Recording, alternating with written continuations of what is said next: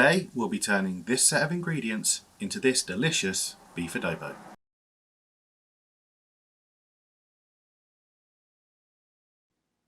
So what's required for the dinner today is 350 grams of your meat of choice. In my instance, I'm using beef.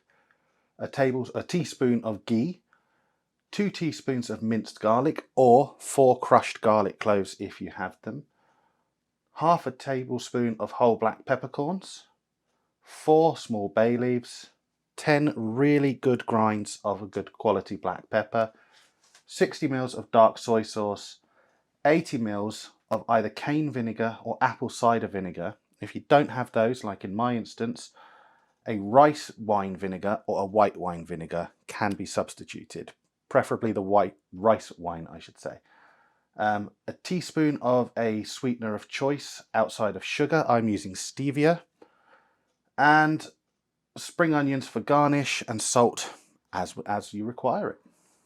So to start with, we are going to get our ghee started. Now, let's get that on a slightly low heat. We do not need much ghee. Now, this is shop bought ghee, but you can make your own. Just make sure it's well mixed and incorporated, because otherwise you just get the oily bits at the top, which you don't want. You want a bit of everything. So you just want about that. Let that start sizzling away. I will put the spoon there so I can put the ghee away shortly. I believe that's the last we're going to see of this spoon for now. Right, we let the ghee warm up. Now, what we need is some meat. I can just stab this with the back of the spoon. That'll do the job nicely. Now, this meat is pre-chopped up already from the supermarket. I'm going to turn the heat up slightly. But you can buy flank steaks, you can buy fillet steaks, you could buy chicken with the skin on. You can buy whatever you wish.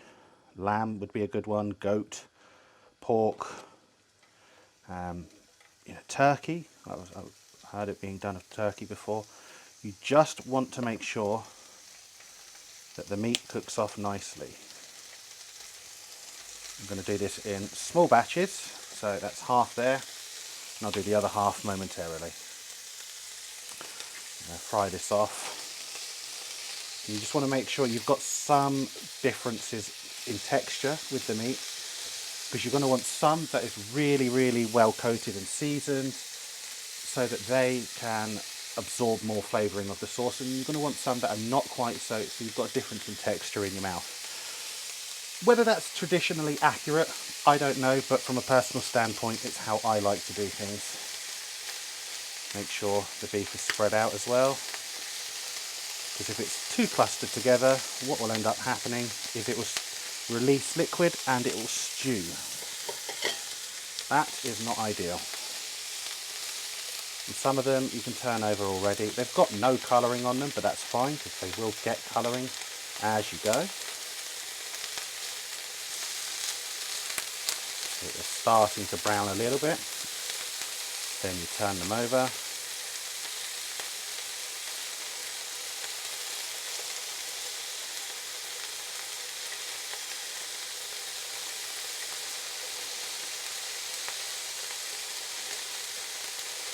Oh, come on, turn. There we go. You just want to make sure that they brown nicely. You can use corn flour if you're not doing a conscious weight loss kick. That will help brown it up, no problem. It'll also thicken up the sauce something fierce later on. But that's all down to personal preference. Just keep lightly turning these so that they get some colour before adding in your next batch. And you'll see on some of these pieces of beef, they will start to look like it's bleeding. Like this one, for example, it looks like it's bleeding. It's not. That's just myoglobin releasing from the muscle fibres of the meat. It happens with almost all meats, or all red meats, I should say. Hopefully you can hear this really nice crackling and sizzling. Oh, ow, hot. Now just quickly wipe my hands. I have been holding on to beef and meat. Now you can see some of the beef is caramelising, which is lovely. Some you want, as I said, slightly more caramelised than others, but I'm going to turn this down ever so slightly.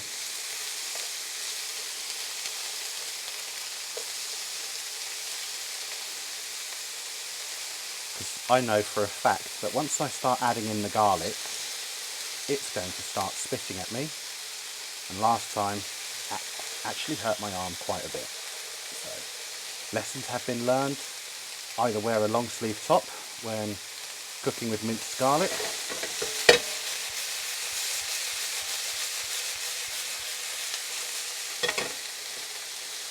or turn the heat down. Either one works. So, first thing we want in is our minced garlic. That's been cooking quite nicely for a couple of minutes as it stands, so garlic in, and we'll just allow that to coat the meat, and as you can see it is spitting up already. Now I will say this, whether this recipe is Uncle Roger approved, I have no doubt in my mind it won't be, because I don't have all the authentic ingredients. But it will be weight loss approved, because you don't need too terribly much. Now, whilst that's cooking, I am going to turn on my slow cooker and put that on low and add in about 50 mils of water, just enough to cover the bottom, to prevent it from scorching on the bottom when I add it in. Right, get this stirred. As you can see, the garlic's now very nicely coating the beef. I'll move that out of the way. Next up, we're going to add in the whole peppercorns. They're going to toast up, and we're going to add in the 4 bay leaves.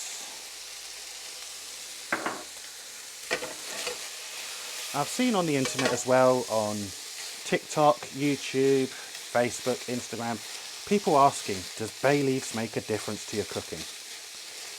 And the simple answer is, if you can't taste what the bay leaf adds to your dinner, you haven't either added enough or you're cooking wrong. Now the smell of this is getting very, very nice. The black pepper's toasting and the bay leaves are coating up nicely, but I'm going to add a splash of water just to prevent everything from burning and scorching. Doesn't need to be much, just enough to add a very, very light coat on the bottom, because you want this to cook for a few minutes before you add in the extras. Now the beauty of this recipe is it's highly adaptable. If you don't like white pepper but you like Szechuan pepper, you can add that in. Or sorry, if you don't like black pepper rather, or if you want white pepper, you can add that in. If you want green peppercorns, you can add those in. It's adaptable in that sense.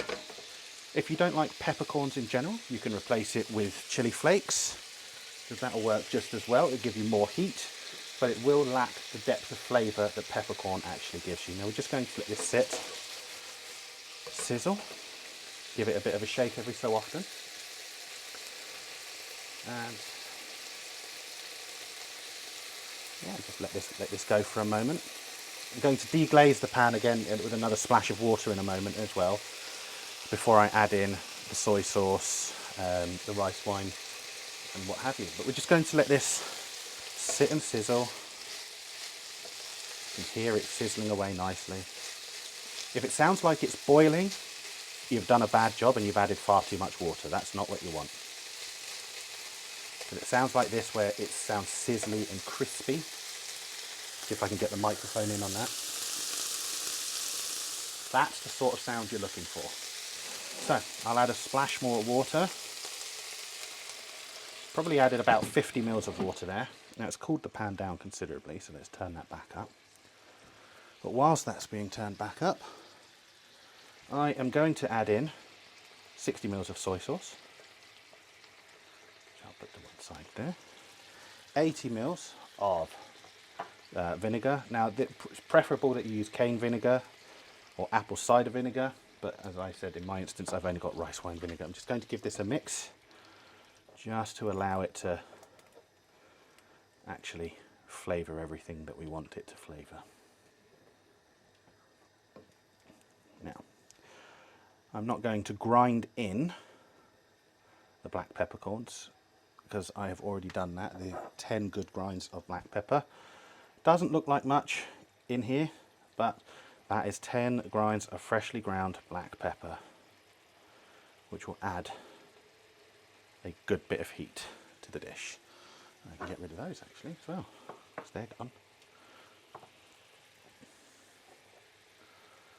Now the last thing for me to do is to give this a stir and let it sizzle and boil. Oh, sorry, boil I should say. You can see it boiling up nicely now. You just want this to reduce just a little bit, because you want this to become kind of sticky before putting it into the slow cooker, because this is a tough cut of meat that I've purchased. I want it to be very, very tender when it's done. So, what we do is just give it a mix and let it bubble. It's going to thicken due to the nature of the soy sauce that's in there, and the rice wine vinegar also thickens down as well. So we're just letting this reduce probably by about a third to a half, but not too terribly much. So let's just enjoy this, and I'll cut to the next bit. Just give it a bit of a stir, make sure nothing sticks to the bottom, especially the peppercorns, because if they stick to the bottom and burn, that is going to be bitter and not very nice in the grand scheme of things. And at the end, when it comes to serving up, just leave them to one side in your bowl. Same goes for the bay leaves. You can either pick them out, or you can just put them to one side in your bowl. Just let that coat. Now, let me get rid of the ghee from the teaspoon. Give this a little taste. Sour from the vinegar. It's got a little bit of warmth from the pepper. I think personally I'm going to add some chili flakes, just to give it a little bit of a warmth as well. Not too much. 1, 2, 3 good shakes should do the job. I'm not going to add anything else to it. It's just for the warmth. It may not be traditional, but let's stir those in as well. Depends on how you like your adobo. If you like it spicy, you like it warm, you like it, you know. Cinnamon is a good one. People think cinnamon is a sweet spice, but for anybody that ever did the cinnamon challenge, putting a teaspoon in your mouth, you'll learn how very quickly that cinnamon is not a sweet spice.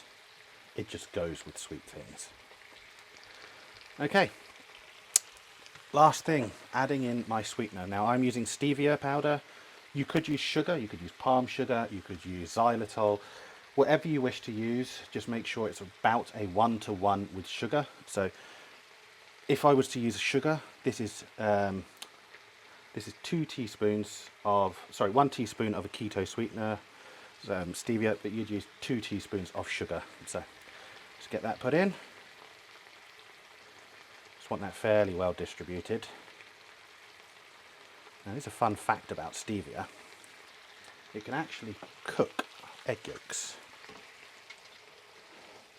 Not in the traditional sense of heating them up, but if you mix the two together, it can scramble them without heat. Takes a little while, but depends on the volume. So if you were to make a custard, which is on the list to be made at some point, so I can show you how to make a nice diet-friendly ice cream without going and losing flavour. If you were to make a custard, for example, let's try this again. Ooh. There we go. That's got the heat, it's got the warmth, It's got the sourness. There's a bit of a meaty flavour to it as well, and there's some saltiness. Now if you look, if I do that, you can see it's thickened up. If I do that, it's just not immediately going back. We'll do that again. It's not immediately rushing to the middle, so you can see that it's thickened. So I'm going to stop the cooking here, and I'm going to add it to my slow cooker. Now let me move my slow cooker over. We just add everything into the slow cooker. And you might be wondering as well, is this recipe something you can just double up? And the answer to that is absolutely you can. In fact, I would say if you doubled up all the ingredients and changed the meat out for chicken thighs, you could probably get away with using 6 chicken thighs. I'm just going to add a bit more water so that this has a chance to slow cook, bubble and simmer away. If you want the sauce to be super thick and glazing when you're done, this lovely ingredient, xanthan gum, you can pick that up on Amazon and it works amazingly well. Most supermarkets will hold it in their baking aisle, so you can use it. Just add a very small amount. It does not take away from the flavour, I should say, and it just makes life that much easier if you're trying to thicken a sauce without making a roux, which will make you lose flavour. So I'm going to leave it there, and I'm going to let this cook away in the slow cooker. I'm going to wash up, and I'll be back in about 5 or 6 hours. So I've just served up myself some cauliflower rice here, and I'm just going to take out the adobo and serve it onto my plate. Now I would lift up the handle, but let me tell you this, it is scorching hot. Now, with all the ingredients that I gave earlier on, it's actually enough for 2 portions, so 1 portion's already sorted and reserved. And that's this one. And use the last of my chopped up spring onions as a garnish. And that, as they say, that. Let's get that last bit. So what are my afterthoughts with this dinner? First of all, tasted amazing. Cannot fault the dish. It had the right amount of meatiness, right amount of sourness, saltiness, heat from the pepper and the added chili flakes, and the green spring onions just finished it off perfectly. Using cauliflower rice, definitely a plus in my book. I'm growing to really like it. Yes, it's a bit more expensive than regular rice, but it really does fill the gap if you're trying to lose weight and you don't want to eat rice. And lastly, I would just say definitely give this one a try. It may not be a traditional adobo, but it's definitely one full of flavour and full of just goodness that you really want to enjoy. I liked it, and I hope you like it. Thank you for sticking around, and see you on the next one. Have a good evening.